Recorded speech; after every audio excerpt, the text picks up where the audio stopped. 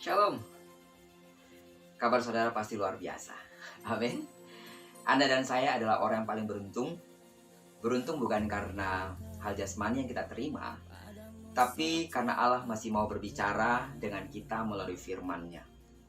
Sebab jika tidak, kita akan tergolong menjadi orang-orang binasa. Sebab Hosea pasal 4 ayat ke-6 berkata, umatku binasa karena tidak mengenal Allah. Dan kalau hari ini Dia ingin memperkenalkan dirinya lebih dalam buat kita lewat kebenaran firman-Nya. Karena itu, jangan buang-buang waktu dan kesempatan ini. Mari buka telinga rohmu dan persiapkan hatimu dengan sukacita untuk menerima firman-Nya. Amin. Haleluya. Kita akan melanjutkan pembahasan khotbah seri kita mengenai makna doa Bapa kami yang diajarkan oleh Tuhan Yesus kepada para murid dan tentunya buat kita hari ini. Saat ini kita akan masuk pada sebuah makna yang selanjutnya dari perkataan Yesus, yaitu datanglah kerajaanmu. Saya percaya saudara telah sangat diberkati oleh pembahasan topik pertama maupun kedua yang saudara dengar 2 minggu berturut-turut, dan saat ini Anda juga bisa mengulangi kebenaran ini di channel YouTube saya supaya Anda bisa lebih mengerti lagi. Dan supaya juga banyak orang yang diberkati, tidak mengapa kalau Anda share kepada teman-teman saudara, sehingga mereka juga bisa diberkati seperti saudara diberkati. Amin. Nah, kita kembali. Saat ini kita akan membahas satu kalimat yang sangat kaya dengan makna yang luar biasa dari doa Bapa kami ini. Namun sebelumnya, seperti biasa, mari kita menundukkan kepala kita sejenak dan ucapkanlah kembali doa Bapa kami ini dengan penuh kesungguhan hati. Mari kita menundukkan kepala kita dan kita ucapkan doa ini. Bapa kami yang di sorga, dikuduskanlah namamu, datanglah kerajaanmu, jadilah kehendakmu di bumi seperti di sorga. Berikanlah kami pada hari ini makanan kami yang secukupnya, dan ampunilah kami akan kesalahan kami, seperti kami juga mengampuni orang yang bersalah kepada kami. Dan janganlah membawa kami ke dalam pencobaan, tetapi lepaskanlah kami daripada yang jahat. Karena Engkaulah yang punya kerajaan, dan kuasa, dan kemuliaan, sampai selama-lamanya. Amin. Amin. Datanglah kerajaanmu. Kita akan membahas kalimat yang luar biasa ini. Saudara siap? Amin. Haleluya. Untuk memahami kalimat ini dengan baik, kita perlu memahami konsep berpikir orang Israel pada zaman itu. 6 abad sebelum kedatangan Yesus, bangsa Israel selalu dijajah oleh bangsa-bangsa lain, yaitu bangsa Persia, bangsa Yunani, dan terakhir bangsa Romawi. Selain ditindas oleh para pejabat tersebut, bangsa Israel juga ditindas oleh pemimpin mereka sendiri. Dalam situasi tertindas seperti itu, kerinduan akan datangnya Mesias dan kerajaan Allah senantiasa muncul dengan kuat di hati dan benak pikiran mereka. Dan paham tentang kerajaan Allah bukan baru muncul pada zaman Yesus, tetapi sudah lama diimpikan oleh orang Israel. Terlebih pada saat-saat mereka tertindas, ya. Dalam situasi tertindas itu muncullah bermacam-macam paham tentang kerajaan atau tentang istilah kerajaan Allah. Konsep orang-orang pada zaman perjanjian baru, ya, tentang kerajaan Allah atau kerajaan sorga adalah suatu pemerintahan secara fisik. Ada wujudnya seperti kerajaan pada umumnya dan bisa membebaskan mereka dari penjajahan Romawi saat itu. Nyata saat pengikutnya mempertanyakan hal ini sesaat sebelum Yesus terangkat ke sorga. Di dalam Kisah Para Rasul pasal yang pertama ayat ke-6 dan ke-7 dikatakan demikian. Maka bertanyalah mereka yang berkumpul di situ, Tuhan, perhatikan, Tuhan, maukah Engkau pada masa ini memulihkan kerajaan bagi Israel? Tuhan, mereka bertanya kepada Yesus, maukah Engkau pada masa ini memulihkan kerajaan bagi Israel? Perhatikan, konsep yang ada dalam pemikiran mereka adalah mereka kepengen raja, mereka kepengen itu kerajaan secara fisik, dan Yesus sendiri jadi raja, mereka menjadi rakyatnya. Dan jika memungkinkan, mereka adalah pengawal-pengawal. Mereka adalah prajurit-prajurit yang akan diangkat oleh Yesus secara fisik. Namun jawab Yesus adalah, engkau tidak perlu mengetahui masa dan waktu yang ditetapkan Bapa. Mengapa Yesus memberi jawab yang kurang memuaskan itu? Karena kerajaannya, perhatikan, karena kerajaannya, ini yang akan kita bahas saat ini. Karena kerajaannya, saat Yesus berkata, datanglah kerajaanmu, kerajaan yang dimaksud itu bukanlah kerajaan yang berasal dari dunia. Artinya bahwa kerajaan itu berbeda dengan kerajaan di dunia ini. Jadi, apa sebenarnya pesan yang terkandung dalam kalimat datanglah kerajaan? Ada dua makna dari kalimat yang luar biasa ini yang saya ingin bagikan untuk saudara sehingga kita semakin mengerti apa maksud Yesus mengajarkan doa Bapa kami dengan kalimat datanglah kerajaan. Yang pertama adalah kalimat datanglah, ya. Kalimat atau kata ini mengandung makna sebuah permohonan. Kalimat datanglah mengandung makna sebuah undangan yang khusus untuk seseorang. Dalam hal ini tentunya permohonan dan undangan khusus itu harusnya ditujukan kepada Allah secara langsung. Jadi saat berkata datanglah kerajaanmu adalah sebuah undangan, sebuah permohonan secara khusus yang ditujukan secara langsung kepada Allah. Memohon dan mengundang Allah secara khusus adalah inti dari kalimat datanglah. Sekali lagi, memohon dan mengundang secara khusus adalah inti dari kalimat datanglah. Permohonan dan undangan yang khusus lazimnya diberikan kepada seseorang yang dianggap begitu penting, dianggap begitu terhormat, dan sangat dikagumi. Betul? Permohonan dan undangan khusus. Mungkin saudara pernah diundang oleh seseorang atau saudara pernah mengundang seseorang secara khusus. Pastilah orang itu spesial buat kita. Amin. Kalau orang lain ditelepon by telepon, kita rasa cukuplah gitu. Tapi kalau orang ini mengundangnya, saya harus datang ke rumahnya, mempersiapkan diri sedemikian mungkin, mengatur waktu sehingga orang ini harus undangan ini saya harus datang ke rumahnya. Agar apa? Karena kita merasa orang itu sangat kita kagumi atau orang itu sangat terhormat buat kita. Sekali lagi, permohonan dan undangan khusus lazimnya diberikan kepada seseorang yang dianggap penting, terhormat, dan dikagumi. Yang jadi pertanyaannya hari ini, sesuai dengan kalimat datanglah kerajaanmu, seberapa penting, nah ini dia, kita masuk kepada intinya. Seberapa pentingkah Allah bagi Anda? Seberapa penting Allah bagi Anda akan mempengaruhi kerohanian Anda? Seberapa hormat dan kagumnya Anda pada pribadi Allah akan sangat menentukan kekuatan Anda untuk mengikutnya. Seberapa hormat dan kagumnya Anda pada pribadi Allah akan sangat menentukan kekuatan kita untuk mengiringnya. Ketika kita merasa kita begitu menghormati Allah, begitu kagum akan karya-karyanya, itu yang akan menguatkan kita meskipun badai datang, meskipun kita menghadapi kelaparan. Seperti kitab Roma berkata bahwa ketelanjangan, kekurangan, pedang, bahaya maut tidak akan pernah dapat memisahkan kita dari kasih-Nya. Karena kenapa? Karena apa yang dikerjakan Allah itu adalah sebuah sikap bagaimana Dia menghormati kita dan sebaliknya kita menghargakan apa yang Tuhan sudah berikan kepada kita. Pertanyaannya, seberapa penting Tuhan kita taruh di dalam diri kita? Amin. Seberapa hormat dan kagumnya kita pada pribadi Allah.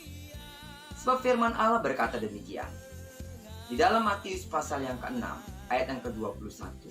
Karena di mana, perhatikan, karena di mana hartamu berada, di situ juga hatimu berada. Di mana hartamu berada, di situ hatimu berada. ketika engkau menghormati Allah dan membuat dia menjadi harta yang paling mulia, maka hati Anda akan ada di sana.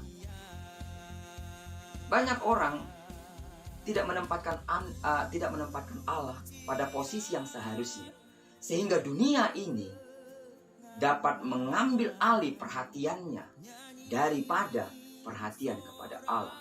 Artinya begini, saudara. Jika kita membuat Allah menjadi harta yang paling mahal, jika kita membuat Allah menjadi hal yang paling penting dan sangat berharga, maka kepentingan dunia yang sifatnya lahiriah akan tergeser dengan sendirinya. Sekali lagi, jika kita membuat Allah menjadi harta yang paling mahal, menjadi pribadi yang paling penting, menjadi pribadi yang sangat berharga, menjadi pribadi yang sangat kita kagumi, maka kepentingan dunia yang sifatnya lahiriah akan tergeser dengan sendirinya. Kenapa ada beberapa orang dapat mengesampingkan ibadah? Kenapa ada seseorang yang dapat mengesampingkan doa dan baca Alkitab? Karena tidak menempatkan Allah pada posisi penting dalam dirinya. Betul? Kenapa ada orang-orang berpikir, besok masih ada hari untuk berdoa, besok masih ada hari untuk baca Alkitab, besok masih ada hari untuk beribadah. Ini ada hal yang jauh lebih penting daripada beribadah dan lain sebagainya. Tapi kalau kita menempatkan Allah pada posisi yang paling penting, pekerjaan sekalipun, bahkan makan sekalipun, kegiatan apapun itu akan tergeser dengan sendirinya. Amin.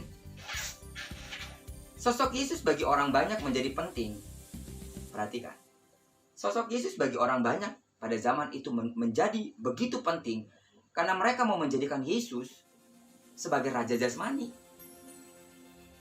Mereka mengharapkan Yesus dapat memulihkan kerajaan lahiriah mereka.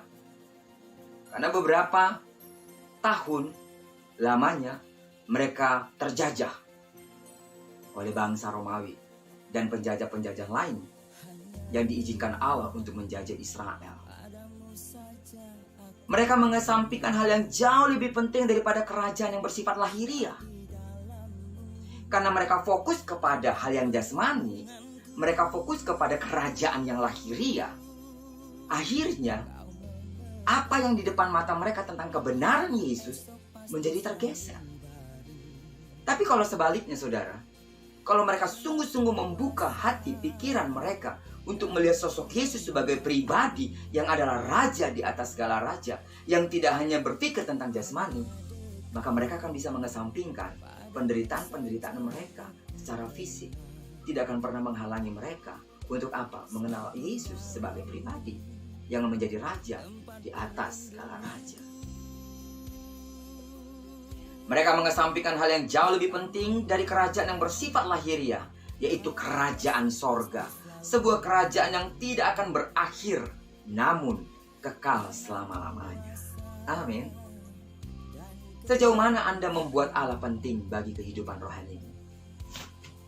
Datanglah, Tuhan, datanglah dalam hidupku. Tuhan, kerajaan-Mu nyata di dalam diriku. Sejauh mana Anda menganggap Allah itu penting? Lebih penting daripada semua hal yang penting dalam hidup ini. Bukankah banyak orang percaya kepada Yesus hanya karena ingin memenuhi segala kebutuhannya? Betul?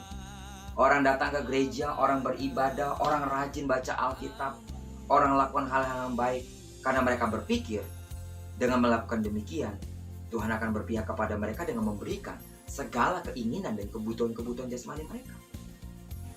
Tidak serta-merta, kadang-kadang tidak serta-merta kesetiaan kita, perbuatan-perbuatan baik kita diizinkan Allah, lalu kita menuai hal-hal yang kita pikir baik buat kita, harta benda kita, makan kita cukup, pekerjaan kita terjamin.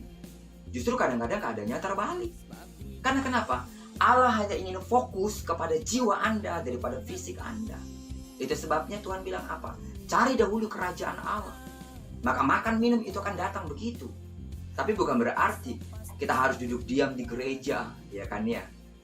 Berdoa saja, berdoa puasa, lalu nanti tiba-tiba ada burung gagak yang akan datang untuk memberikan kita makan minum. Tidak begitu juga. Alkitab justru berkata kita harus bekerja. Amin. Tapi sekarang yang berbeda adalah fokusnya kita kemana? Kepada kerajaan Allah, atau kepada pribadi Allah, atau kepada makan minum. Yang Yesus sebenarnya juga bisa lakukan itu. Tapi Yesus tidak akan pernah lakukan itu. Karena yang paling penting buat Yesus adalah jiwa Anda diselamatkan. Ini yang mau disampaikan oleh Tuhan Yesus lewat doa Bapa kami yang diajarkan. Dalam kalimat, datanglah kerajaan. Rindukan Dia. Buat Dia khusus dan begitu penting bagi hidupmu. Bukan karena kebutuhan jasmani. Bukan hanya karena kebutuhan jasmani kita semata. Tapi karena memang Dia adalah jaminan keselamatan. Amin. Bukan karena makanan dan minuman kita secara duniawi, secara lahiriah ini terpenuhi. Tapi karena kita tahu di dalam Dia, jiwa kita diselamatkan. Selanjutnya saudara, kalimat datanglah dilanjutkan dengan kalimat kerajaan. Kalau datanglah itu sekali lagi pemahamannya adalah bagaimana kita dapat mengundang Dia secara terhormat. Menempatkan Dia sebagai sosok pribadi yang paling kita kagumi dan paling kita hormati. Dan selanjutnya adalah datanglah kerajaan. Yang kita undang itu pribadi yang membawa kerajaan-kerajaan yang luar biasa. Kita kembali pada apa yang sudah saya jelaskan di atas, bahwa konsep orang banyak khususnya orang Israel pada zaman itu adalah kerajaan saat itu benar-benar berbentuk fisik. Berbentuknya sebuah kerajaan dunia yang mempunyai struktur kepemimpinan sebuah kerajaan. Contohnya ada raja, ada pengawal-pengawal raja, serdadu-serdadu yang disiapkan untuk berperang, ada makanan dan pesta raja mungkin, dan bentuk-bentuk kerajaan yang berbentuk kerajaan fisik selayaknya. Mungkin beberapa mereka berpikir, wah kalau Yesus ini adalah raja, saya udah berikut bertahun-tahun bersama dengan Yesus, masa Yesus tidak membawa saya menjadi salah seorang yang ada di jajaran kerajaan? Tapi jelaslah bahwa kerajaan yang dimaksud bukan kerajaan dunia seperti itu, saudara. Kerajaan yang dimaksud oleh Yesus adalah sebuah kerajaan yang memiliki kewenangan atas semua yang ada di kolong langit bumi ini. Atas semua ciptaan yang ada di bumi. Atas penguasa di bumi maupun di bawah bumi. Atas malaikat-malaikat kudus. Atas setan-setan sekalipun. Dan kuasa kegelapan. Amin. Sebab itu sebabnya Alkitab berkata bahwa segala kuasa-kuasa kegelapan di dunia ini telah dilumpuhkan ketika Yesus mati dan bangkit. Amin. Sebuah kerajaan yang tak terbatas. Dan Rasul Paulus menjelaskan hal ini lebih detail lagi, saudara. Di dalam Roma pasal 14 ayat 17 berkata demikian. Roma 14 ayat 17. Sebab kerajaan Allah bukan soal makan, bukan soal minum, tetapi soal kebenaran, damai sejahtera, dan sukacita oleh Roh Kudus. Amin. Roma pasal 14 ayat 17. Sekali lagi saya akan baca untuk kita. Sebab kerajaan Allah, datanglah kerajaanmu. Kerajaan yang dimaksud itu adalah kerajaan yang bukan soal makanan, bukan soal minuman, tetapi soal kebenaran, damai sejahtera, dan sukacita oleh Roh Kudus. Amin. Tuhan mau kita memahami ini dengan benar, saudara. Sebab Tuhan tidak terlalu pusing atas kebutuhan fisik saudara sebenarnya. Kenapa demikian? Kenapa saya berani berkata demikian? Dia sudah perintahkan kita untuk bekerja dan berusaha. Maka dengan sendirinya tanah akan memberikan hasilnya buat kita. Di dalam Kejadian pasal yang pertama ayat 28. Saya mau kita memahami hal ini. Saya tidak sedang membuat saudara berpikir bahwa saya percuma dong ikut Yesus, toh saya akan menjadi kekurangan. Tidak juga, saudara. Tapi saya hanya ingin saudara menyadari bahwa Allah itu sebenarnya tidak lagi mau dipusingkan dengan apa yang Anda makan dan minum secara fisik. Karena semuanya telah disediakan oleh Allah. Sekarang tergantung kepada kita. Kita mau berusaha apa tidak. Itu sebabnya dalam Kejadian pasal 1 ayat 28 berkata demikian. Allah memberkati mereka lalu berfirman kepada mereka, beranak cuculah, bertambah banyak, penuhilah bumi, dan taklukkanlah itu. Berkuasalah atas ikan-ikan di laut dan burung-burung di udara dan atas segala binatang merayap di bumi. Artinya begini, kata menaklukkan itu memiliki pengertian potensi yang hebat ada pada kita untuk mendapatkan apa yang terbaik atas bumi ini.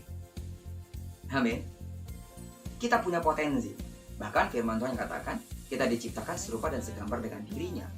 Serupa dan segambar dengan dirinya itu berarti ada potensi-potensi ilahi yang ada pada kita. Bukankah kita menjadi orang-orang yang kreatif ketika kita menggali apa yang ada pada kita?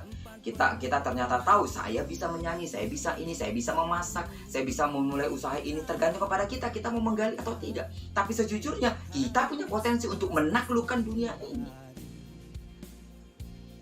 Itu sebabnya kenapa Yesus bilang jangan terlalu khawatir tentang makan minummu. Sekarang tergantung kepada dirimu mau bekerja atau tidak. Yang jadi pertanyaannya adalah gini loh saudara. Yang menjadi pertanyaannya, sudahkah kita berusaha menaklukkan bumi? Ya, sudahkah kita berusaha menaklukkan bumi dengan giat bekerja, rajin, berusaha dengan tekun, ulet, bukan ulet kayak ya, maksudnya mampu bertahan, ringan tangan, survive, kreatif. Jika kita memiliki itu, maka kita dapat menaklukkan bumi. Tuhan tak perlu bekerja lagi untuk kecukupan kita. Amin. Saya mau Anda memahami ini. Tuhan tak perlu lagi bekerja untuk kecukupan kita. Sebab Dia telah bekerja dengan begitu giat saat menciptakan alam semesta ini. Yang perlu kita lakukan adalah Tuhan, tolong tuntun saya. Berkati apa yang sudah saya kerjakan. Berkati usaha dan pekerjaan saya. Jangan memohon meminta sesuatu kepada Allah kalau kita tidak melakukan sesuatu dengan tangan kita. Karena bagaimana mungkin Allah dapat memberkati apa yang tidak pernah dikerjakan oleh tangan kita. Pakai akal sehat kita, bekerja dengan giat, bekerja dengan rajin.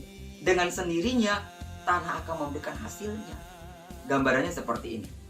Perusahaan di mana kita bekerja itu merupakan menjadi tanah, lahan kita. Anda punya toko, itulah lahan saudara. Ya, Anda punya usaha apa, itulah lahan saudara.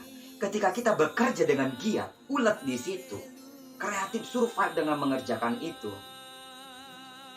ya kan? Kalau Anda sekarang jadi bawahan, jangan merasa minder. Satu kali kalau memang Tuhan izinkan Anda menjadi seorang pengusaha, menjadi atasan, itu waktunya Tuhan. Tapi kalau sekarang kita masih melakukan pekerjaan-pekerjaan menjadi orang-orang bawahan, bekerja pada orang, ketika kita ulet, itulah ladang saudara, itulah pekerjaan saudara. Karena itu jangan bersungguh-sungguh dengan ladang saudara. Amin. Anda bekerja di perusahaan, perusahaan itu adalah ladang saudara. Anda membuat warung, toko, itulah ladang saudara. Amin. Usaha yang kita kerjakan dengan sepenuh hati, tidak separuh jiwa, akan memberi keuntungan bagi kita. Inilah hukumnya, saudara. Anda bekerja pasti menghasilkan. Tidak bekerja jangan menuntut hasil. Bagaimana mungkin Anda akan menuai kalau Anda tidak pernah menabur? Bagaimana mungkin Anda mengotot kepada Tuhan untuk memberkati saudara tapi saudara malas? Allah sendiri adalah Allah yang rajin. Hari pertama sampai dengan hari ke-6, hari ke-5 Dia bekerja terus. Sampai pada penciptaan manusia hari ke-6 Dia bekerja terus. Dan Dia menyiapkan semuanya untuk kebutuhan kita. Pada hari ke-6 baru Dia menciptakan saudara. Atau pada hari ke-6 Dia baru menciptakan manusia.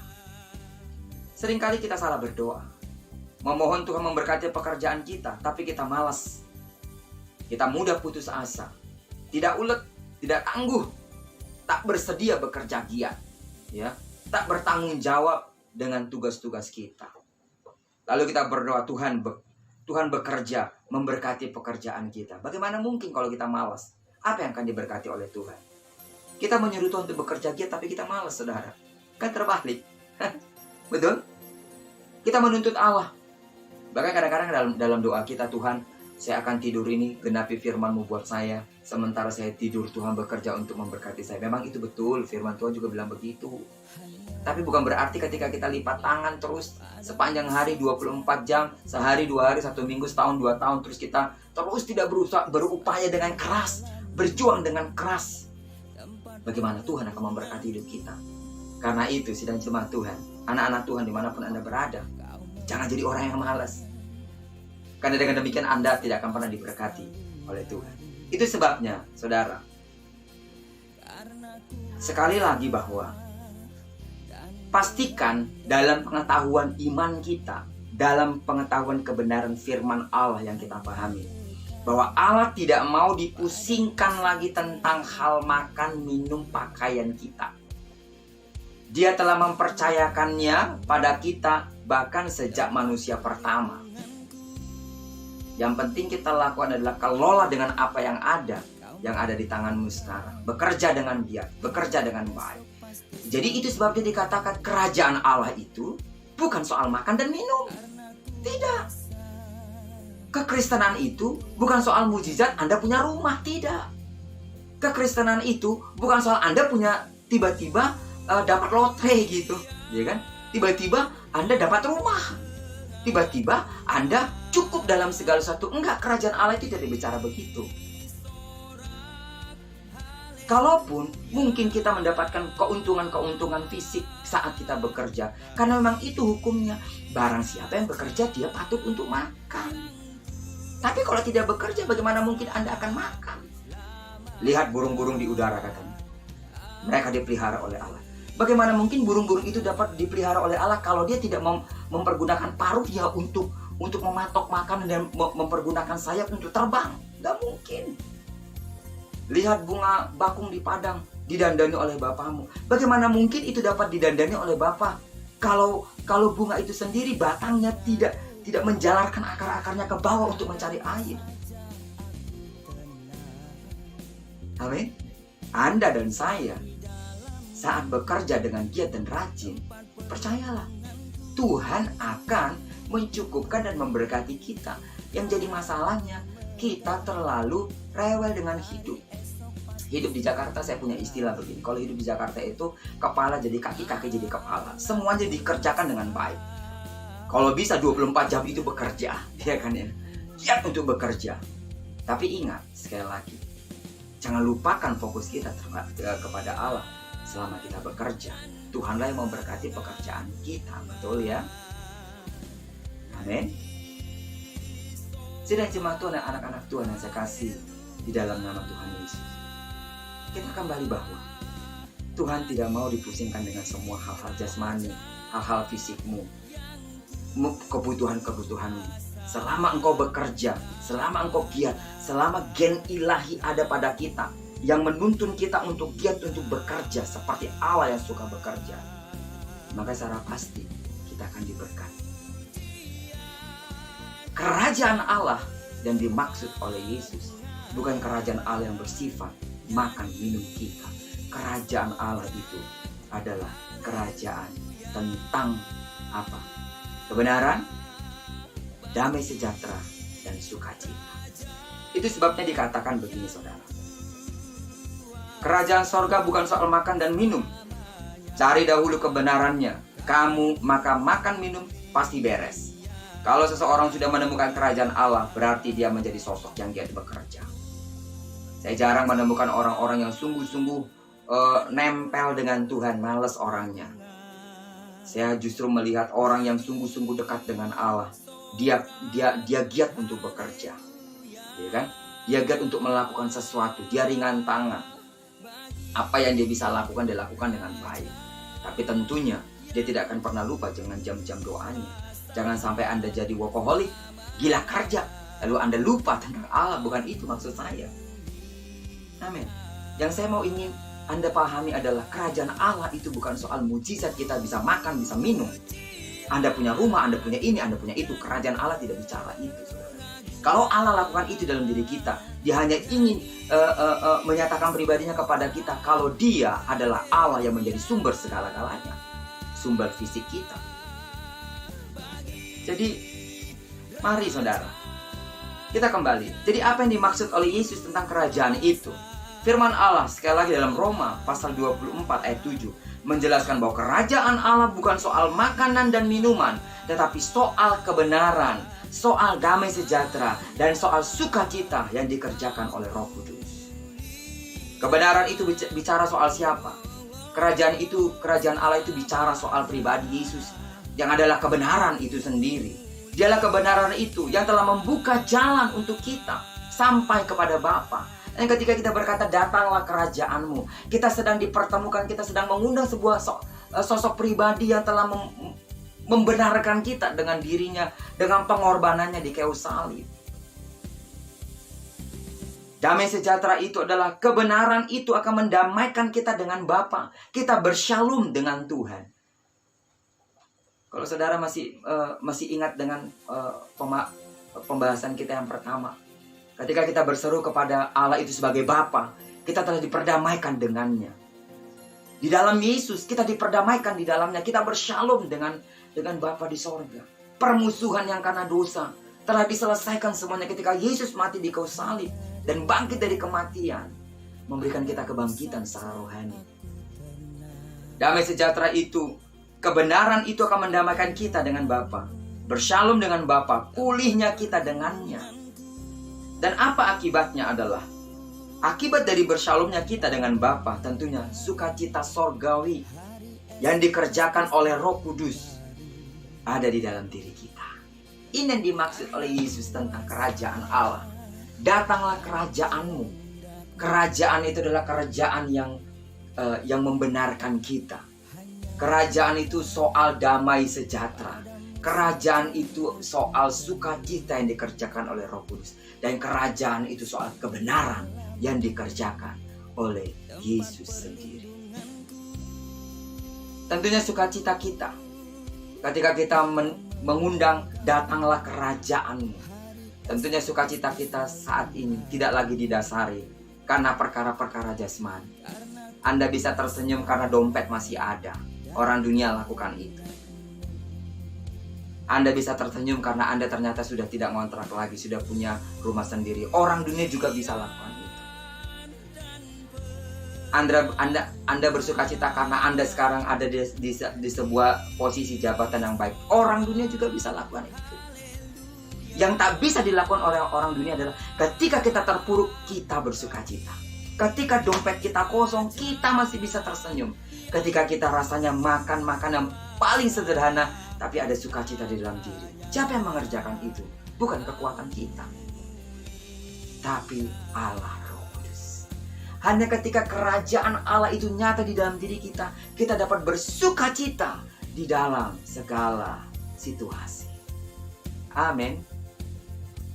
Hanya karena ketika sukacita itu ada dalam diri kita, terjadi karena kebenaran Allah dalam Yesus nyata di dalam diri kita, dan kita telah berdamai dengan Allah. Inilah yang menjadi sumber sukacita kita. Sukacita kita sekarang tidak lagi didasarkan pada apa yang kita pakai, apa yang kita makan, apa yang ada di tangan kita, apa yang ada di rumah. Tidak lagi, saudara. Tapi sukacita kita sekarang adalah karena kita telah dibenarkan di dalam Yesus. Karena kita telah bersyalom dengan Bapa di surga. Kerajaan Allah bukan soal makan dan minum, tapi kerajaan Allah bicara soal kebenaran di dalam Yesus. Bicara soal Anda telah bersyalom, diperdamaikan, menimbulkan damai sejahtera di dalam dirimu terhadap Allah. Kerajaan Allah itu bicara sukacitamu tidak lagi didasarkan pada hal-hal jasmani. Mungkin saudara bicara begini, Pak Pendeta, realistislah tentang hidup. Mana ada orang dapat bersukacita saat dia menderita? Mana ada orang bersukacita saat dia terpuruk? Mana ada orang bersukacita saat orang-orang yang dicintainya dipanggil oleh Allah? Mana ada orang bersukacita saat uangnya tidak ada? Ya, memang dunia berkata demikian, saudara. Memang dunia akan berkata demikian. Mana mungkin ada orang dapat bersukacita saat uangnya tidak ada? Betul, tidak mungkin. Tapi kalau Roh Kudus ada di dalam diri kita, itu sebabnya dikatakan sukacita yang dikerjakan oleh Roh Kudus. Anda tidak akan dapat, saya tidak akan bisa. Tapi kalau Roh Kudus ada di dalam diri kita, orang tidak akan pernah tahu dompet kita ada isinya apa enggak. Orang tidak akan pernah bisa tahu, orang tidak akan pernah bisa meramal atau membaca kita, dia punya duit apa enggak, dia punya masalah apa enggak. Karena kenapa? Ada sukacita tersendiri dalam diri kita. Sukacitanya itu terjadi kenapa? Karena kita tahu penderitaan di dunia ini sifatnya sementara. Dan menjadi jaminannya adalah kalau Anda mencari dahulu kerajaan Allah, lihat, mukjizat demi mukjizat, hari lepas hari, kemuliaan demi kemuliaan akan dinyatakan Allah di dalam diri kita. Amin. Amin. Datanglah kerajaan. Jadi saya mau masuk ke dalam kesimpulan hari ini. Jadi kalimat datanglah kerajaanmu memberi pesan buat kita dalam sebuah pertanyaan yang jadi kalimat datanglah kerajaanmu, saya mau simpulkan dalam sebuah pertanyaan, dalam dua pertanyaan. Yang pertama, seberapa penting seberapa pentingkah Allah bagi kita? Seberapa spesialnya Allah bagi kita? Seberapa jauh Anda mengagumi pribadi Allah? Dan untuk kepentingan apakah kita mengundangnya? Untuk kepentingan apakah kita mengaguminya? Untuk kepentingan apakah kita dekat dengannya? Untuk kepentingan jasmani yang sifatnya sementara, mengundangnya hanya sebatas kebutuhan jasmani lahiriah kita, atau kepentingan jiwa rohani kita? Saya berharap Anda sepakat dengan saya.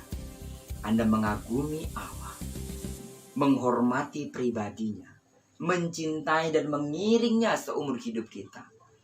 Bukan karena hal-hal lahiriah yang dikerjakannya untuk kita, tapi karena kita tahu kita telah diselamatkan dan dijamin oleh Dia. Amin. Yang kedua, kerajaan seperti apa yang Anda dambakan dari Dia? Kerajaan seperti apa yang Anda dambakan dari Allah? Apakah Anda sama seperti orang-orang Israel zaman itu? Apakah Anda berpikir kerajaan yang diberikan oleh Allah itu adalah kerajaan yang bersifat jasmani? Makan, minum, kedudukan, jabatan, nama baik? Yang sifatnya sementara, yang mengurus soal makan dan minum dan pakaian? Atau kerajaan yang bersifat kekal, yaitu kebenaran, damai sejahtera, dan sukacita yang dikerjakan oleh Roh Kudus. Datanglah kerajaan. Amin. Datanglah kerajaan. Jadikan dia menjadi pribadi yang sangat spesial dalam diri kita. Bukan karena kita menginginkan hal-hal jasmani saja, tapi karena memang Dia kita kagumi sebagai Allah yang telah membenarkan kita. Kerajaannya yang nyata dalam hidup kita membuat kita bersyalom dengan Bapa di sorga dan memampukan kita untuk bersukacita dalam segala situasi. Amin. Haleluya. Tuhan memberkati kita semua. Amin. Jangan lupa ikuti terus lomba khotbah seri tentang makna doa Bapa kami yang syarat dengan pesan yang luar biasa, yang kaya dengan makna yang luar biasa. Karena itu minggu depan kita akan terus lanjut pada Bapa kami yang di surga, dikuduskanlah namamu, datanglah kerajaanmu, jadilah kehendakmu. Apa yang dimaksud tentang jadilah kehendakmu? Temukan dalam khotbah seri minggu depan. Tuhan Yesus memberkati kita. Shalom. Amin.